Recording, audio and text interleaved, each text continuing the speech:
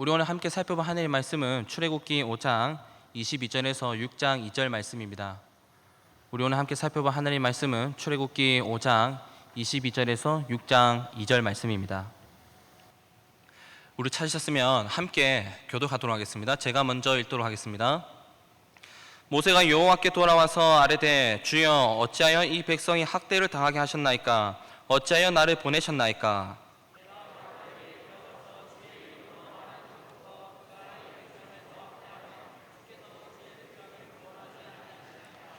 여호와께서 모세에게 이르시되 이제 내가 바로에게 하는 일을 내가 보리라. 강한 손으로 말미암아 바로가 그들을 보내리라. 강한 손으로 말미암아 바로가 그들을 그의 땅에서 쫓아내리라. 하나님이 모세에게 말씀하여 이르시되 나는 여호와이니라. 아멘. 사랑하는 성도 여러분, 우리 함께 저를 따라서 고백했으면 좋겠습니다. 저를 따라서 한번 고백하도록 합시다. 하나님께서는 오늘도 나와 함께 하십니다. 하나님께서는 오늘도 나에게 말씀하십니다. 말씀 속에 답이 있습니다. 오늘 이 시간에는 출애굽기 5장과 6절을 중심으로 해서 하나님의 은혜를 나누기 원하는데요, 이 시간을 통해서 하나님의 은혜를 받는, 그리고 우리 인생의 답을 찾고 길을 찾는 그러한 귀한 시간이 되기를 주님의 이름으로 환영합니다.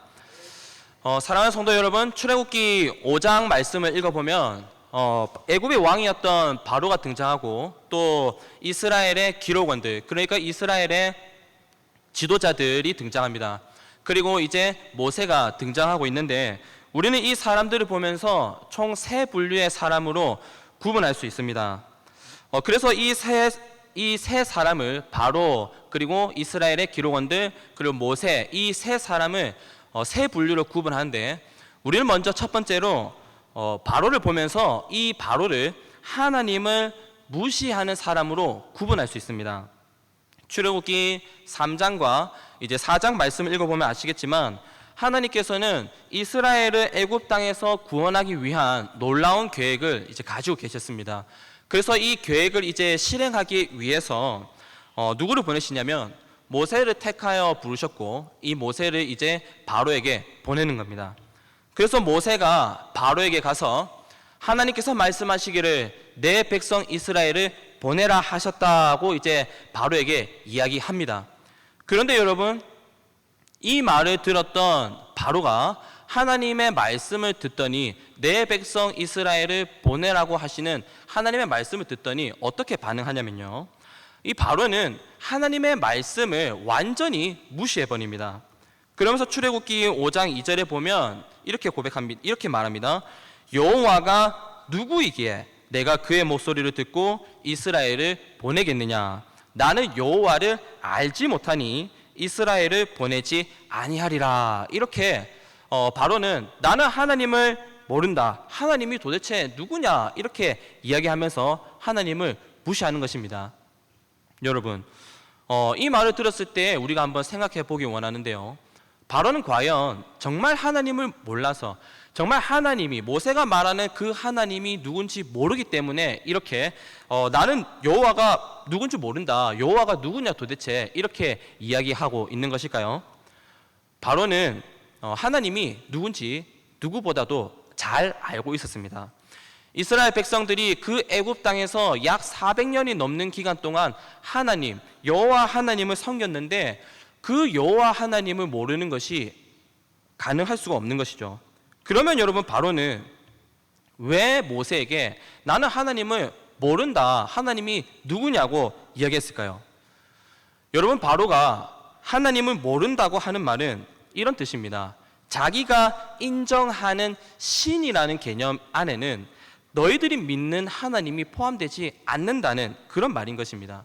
그러니까 너희 같은 노예들 따위가 믿는 신은 신으로 인정하지 않는다 하면서 나는 하나님을 모른다고 말했던 것이죠. 그리고 모세가 다시 한번 내 백성 이스라엘을 보내라 하셨다, 하나님께서 내 백성 이스라엘을 보내지 아니하면 재앙으로, 질병으로 이 땅을 칠 수도 있다라고 이야기하자, 이번에는 바로가 어떻게 반응했는지 아십니까?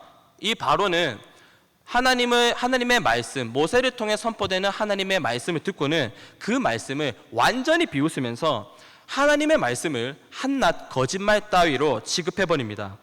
그리고 출애굽기 5장 9절에 보면 이스라엘 백성들의 노동을 더욱 가혹하게 시키면서 명령을 내리면서 어떤 명령을 함께 내리냐면 그들로 거짓말을 듣지 않게 하라고, 하나님의 말씀은 거짓말이니까 이 말을 못 듣게 하라고 명령을 내리는 것입니다. 그러니까 마치 오늘날 어떤 누구처럼 하나님은 과학이 아니니까 듣지 못하게 하라는 것처럼 정말 이렇게 하나님의 말씀을 거짓말 취급하고 하나님의 말씀을 못 듣게 했던 것이죠. 따라서 우리는 이러한 모세의 모습을 보면서 이 바로의 모습을 보면서 이 바로를 하나님을 무시하는 사람으로 구분할 수 있는 것이죠.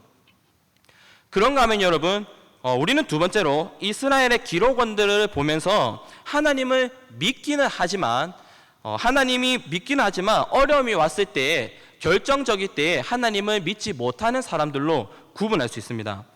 앞서 언급했듯이 하나님께서는 이스라엘을 구원하기 위한 놀라운 계획을 이제 가지고 계셨습니다. 그래서 출애굽기 4장 30절을 읽어보면 하나님께서는 모세를 바로에게 보내기에 앞서서 누구에게 먼저 보내시냐면 바로 이스라엘 백성들에게 이 사실을, 이 구원의 소식을 먼저 말해주도록 하셨습니다. 우리가 흔히 좋은 소식이 있으면 제일 먼저 가장 사랑하는 사람에게 이 소식을 알리지 않습니까? 그것처럼 하나님께서도 이스라엘 백성들에게 이 구원의 소식을 가장 먼저 알리길 원하셨던 것이죠. 그래서 이 말을 들었던 이스라엘 백성들은 어떻게 하냐면요, 이스라엘 백성들은 하나님의 말씀을 듣고는 이제 드디어 하나님께서 우리를 구원하시는구나 하면서 하나님을 찬양하고 하나님께 경배를 올려드렸습니다. 그래서 출애굽기 4장 31절에 보면 백성이 믿으며 여호와께서 이스라엘 자손을 찾으시고 그들의 고난을 살피셨다 함을 듣고 머리 숙여 경배하였더라고 기록되어 있는 것이죠. 그런데 여러분, 모세가 바로에게 가서 바로를 만난 이후에 그들의 노동, 이스라엘 백성들의 노동이 너무나 가혹해지기 시작하니까 이스라엘의 기록원들, 지도자들이 어떻게 했는지 아십니까? 이 이스라엘의 기록원들은 자기들을 구원하시겠다는 하나님의 말씀을 믿지 못하고 바로에게 찾아가서 우리가 잘못했다고, 우리를 살려달라고 바로에게 굴복하는 겁니다.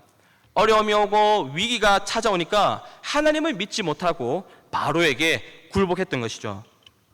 그리고 특별히 출애굽기 5장 15절을 보면 이스라엘의 기록원들이, 이스라엘의 지도자들이 바로에게 가서 살려달라고 호소했다고 기록되어 있는데, 이때 호소하다라는 말은 히브리어로 자크라고 해서 아주 큰 소리로 울부짖다는 뜻을 가지고 있습니다. 그래서 보통 이 자크라는 말은 하나님께 부르짖을 때 사용되는 말입니다. 예를 들어서 시편 34편 17절에 보면 의인이 부르짖음에 의인이 자크함에 여호와께서 들으시고 그들의 모든 환난에서 건지셨도다 할 때에 이 자크라는 말이 사용되는 겁니다. 그리고 시편 77편 1절에 보면 내가 내 음성으로 하나님께 부르짖으리니, 하나님께 자크하리니 내 음성으로 하나님께 부르짖으면 내게 귀를 기울이시리로다 할 때에 이 자크라는 말이 사용되는 겁니다. 하나님께 부르짖으면, 하나님께 큰 소리로 울부짖으면 하나님께서 응답하신다고 할 때 이 자크라는 말이 사용되는 것이죠. 그런데 오늘 본문에 보면 이스라엘의 지도자들, 이스라엘의 기록원들은 하나님을 믿지 못하고 지금 누구에게 가서 자크하고 있다고 기록되어 있냐면 바로 왕에게 가서, 하나님이 아닌 바로 왕에게 가서 자크하고 있다는 겁니다. 위기가 왔고 어려움이 찾아왔으면 하나님께 부르짖어야 할 하나님의 백성들이 바로에게 가서 바로에게 살려달라고, 우리가 잘못했다고 부르짖고 있는 것이죠. 그리고 출애굽기 5장 20절 말씀에 보면 이스라엘의 기록원들이 바로를 만나고 나오는 길에 누구를 만났다고 기록되어 있냐면 이제 모세를 만났다고 기록되어 있는데, 이때 그들이 모세를 보고는 어떻게 하냐면 그들은 모세를 보자마자 모세를 향해서 욕을 하고 저주하는 겁니다. 그리고 출애굽기 5장 21절에 보면 이 사람들이 어떻게 욕을 했는지 아주 자세하게 기록되어 있는데, 출애굽기 5장 21절에 보면 이 사람들이 어떻게 욕을 하냐면요, 위에 보시는 것처럼 여호와는 너희를 살피시고 판단하시기를 원하노라고 하면서 하나님의 이름으로 모세를 욕하고 저주하는 겁니다. 하나님께서 일하는 방식은 그런 게 아니야. 하나님께서는 이런 걸 원하지 않아. 하나님께서는 너희를 심판하실 거야 하면서 하나님의 이름으로 모세를 욕하는 겁니다. 바로 앞에 섰을 때는 눈 씻고 아무리 찾아봐도 믿음이라는 것을 찾아볼 수 없었는데, 모세를 향해서 욕을 할 때는 그 믿음이 언제 어디서 생겼는지 모르겠지만 아주 담대한 믿음을 가지고, 산을 옮길 만한 그런 믿음을 가지고 그거는 하나님의 뜻이 아니야 하면서 하나님의 이름으로 욕하고 저주하는 겁니다. 따라서 우리는 이러한 이스라엘 기록원들의 비겁한 모습을 보면서 이 사람들을 어려움이 왔을 때, 하나님을 믿기는 하지만 정작 어려움이 왔을 때, 결정적일 때는 하나님을 믿지 못하는 사람들로 구분할 수 있는 것이죠. 그리고 이제 마지막으로 오늘 본문에는 모세가 등장하는데, 우리는 이 모세를 보면서 어떻게 구분할 수 있냐면, 우리는 이 모세를 하나님을 믿고 도전하는 사람으로 구분할 수 있는 것입니다.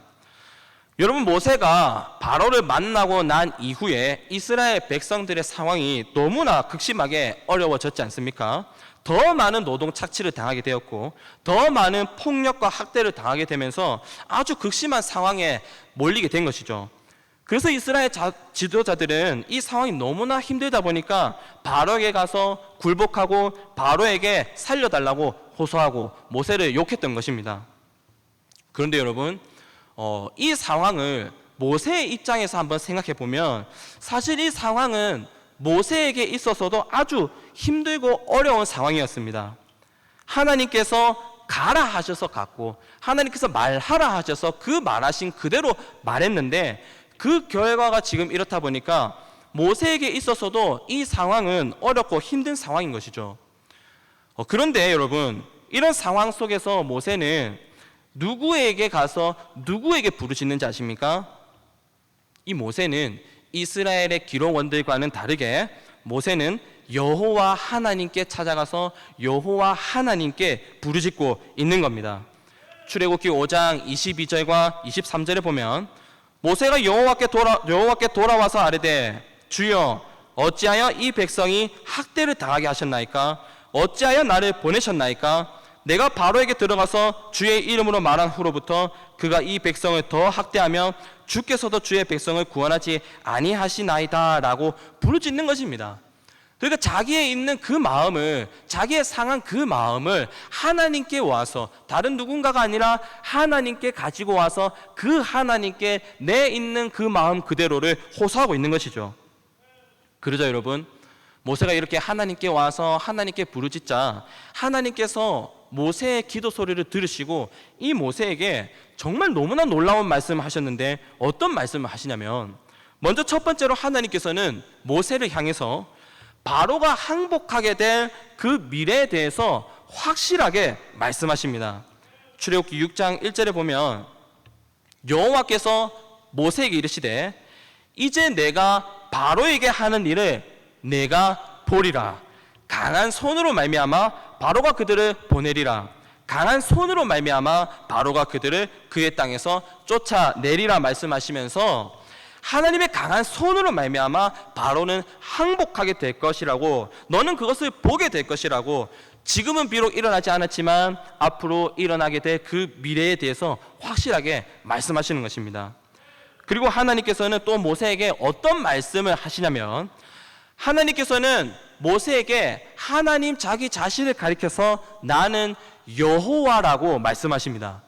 출애굽기 6장 2절에서도 나는 여호와라고 말씀하시고, 출애굽기 6장 6절에서도 나는 여호와라고 말씀하시고, 출애굽기 6장 7절에서도 여호와라고 말씀하시고, 출애굽기 6장 8절에서도 나는 여호와라고 거듭해서 2절, 6절, 7절, 8절에 거쳐서 나는 여호와라고 계속해서 말씀하시는 것입니다. 그러면서 하나님께서는 모세에게 이스라엘 백성들은 반드시 애굽에서 나가게 될 거라고, 아직 일어나지는 않았지만 그 미래에 대해서 다시 한번 확실하게 말씀하셨는데요. 여러분, 여호와 하나님은 과연 성경에 기록된 하나님 중에서 어떤 하나님은 나타낼 때 사용되기에 하나님께서는 이토록 모세를 향해서 나는 여호와다, 나는 여호와다, 나는 여호와라고 반복해서 말씀하셨던 것일까요? 예레미야 33장 2절에 보면 우리는 여호와 하나님이 과연 어떤 분이신지를 쉽게 이해할 수 있는데, 예레미야 33장 2절에 보면 하나님을 가리켜서, 여호와 하나님을 가리켜서 일을 행하시는 여호와, 그것을 만들며 성취하시는 여호와라고 기록되어 있습니다. 우리 다 같이 한번 따라해 보도록 합시다. 일을 행하시는 여호와, 그것을 만들며 성취하시는 여호와. 그러니까 다시 말해서 이거 해야겠다고, 이거는 내가 할 것이라고 작정하시고 계획하신 모든 일을 반드시 행하시고 이루시는 분이 바로 여호와 하나님이라는 것입니다. 그래서 이런 여호와 하나님을 가리켜서 이사야 45장 7절 같은 경우에 또 뭐라고 기록하고 있냐면, 나는 빛도 짓고 어둠도 창조하며 나는 평안도 짓고 환난도 창조하나니 나는 여호와라, 이 모든 일들을 행하는 자니라 라고 말하는 겁니다. 그리고 시편 83편 18절 같은 경우에는 이러한 여호와 하나님을 가리켜서 뭐라고 고백하고 있냐면, 여호와라 이름하신 주만, 여호와라 이름하신 주만 온 세계의 지존자로 알게 하소서라고 고백하는 것이죠. 그러니까 한마디로 이야기해서 모든 것을 할 수 있으시고 온 세계의 지존자가 바로 여호와 하나님이라는 것입니다. 따라서 우리들은 이러한 사실들을 종합해 볼 때 하나님께서 모세에게 나타나셔서 그 부르짖고 있는 모세에게, 모세야 나는 여호와다, 나는 여호와다, 나는 여호와다라고 계속해서 말씀하셨던 것은, 모세야 나는 모든 것을 할 수 있는 온 세계의 지존자인 여호와 하나님이다. 그러므로 이스라엘 백성들은 반드시 애굽에서 나가게 될 거라고 말씀하셨던 것이지요. 그래서 여러분, 이 말을 들었던 모세가 어떻게 하냐면요, 이 모세는 하나님의 말씀을 듣고는 그 말씀을 듣는 중에 다시 한번 믿음을 가지고 말씀을 선포하면서, 하나님께서 말씀하라고 하신 그 말씀을 선포하면서 다시 한번 믿음을 가지고 도전하는 겁니다. 바로는 여전히 이스라엘 백성들을 억압하고 있고, 이스라엘 백성들은 여전히 믿음이 없고 비관적이지만, 그래서 출애굽기 6장 9절에 보면 모세가 이와 같이 이스라엘 자손에게 전하나 그들의 마음의 상함과 가혹한 노역으로 말미암아 모세의 말을 듣지 아니하였더라고 기록되어 있지만, 그래도 모세는 하나님의 말씀을 듣는 중에 믿음을 가지고 하나님의 말씀을 선포하면서 다시 한번 도전하는 것입니다. 따라서 우리는 이러한 모세의 모습을 보면서 이 모세를 하나님을 믿고 도전하는 사람으로 구분할 수 있는 것이죠. 그러면 여러분, 오늘 본문에는 바로처럼 하나님을 무시하는 사람도 있고, 이스라엘의 기록원들처럼 하나님을 못 믿는 사람도 있고, 모세처럼 하나님을 믿고 도전하는 사람도 있는데, 그렇다면 과연 이 사람들 중에서 어떤 사람이 상황을 역전시킬 수 있었고 승리하게 되었을까요? 너무나 당연하게도 이 사람들 중에서 상황을 역전시킬 수 있었고 승리할 수 있었던 사람은 바로 하나님을 믿고 도전했던 모세였습니다. 바로가 아무리 막강한 권력을 가지고 하나님을 무시했다 할지라도 모든 이스라엘 지도자들이 하나님을 믿지 못하고 바로에게 굴복했다 할지라도 모세가 믿고 따랐던 그분이 바로 모든 것을 할 수 있는 온 세계의 지존자 여호와 하나님이었기 때문에 결국에는 모세가 이 사람들 중에서 승자가 될 수 있었던 것입니다. 사랑하는 성도 여러분, 이 세상에는 하나님을 무시하는 사람도 있고 하나님을 믿지 못하는 사람도 있고 하나님을 믿고 도전하는 사람들도 있는데, 이 사람들 중에서 결국 승리하는 사람은 하나님을 믿고 도전하는 사람인 줄 믿으시기 바랍니다.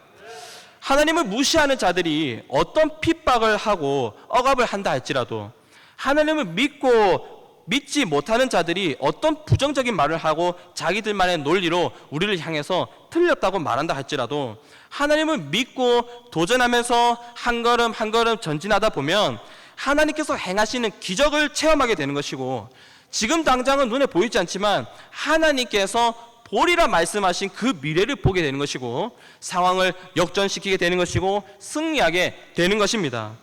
그리고 그렇기 때문에 요한일서 5장 4절에 보면 어떻게 기록되어 있냐면, 무릇 하나님께로부터 난 자마다 세상을 이기느니라. 세상을 이기는 승리는 이것이니 우리의 믿음이니라고 기록되어 있는 것입니다.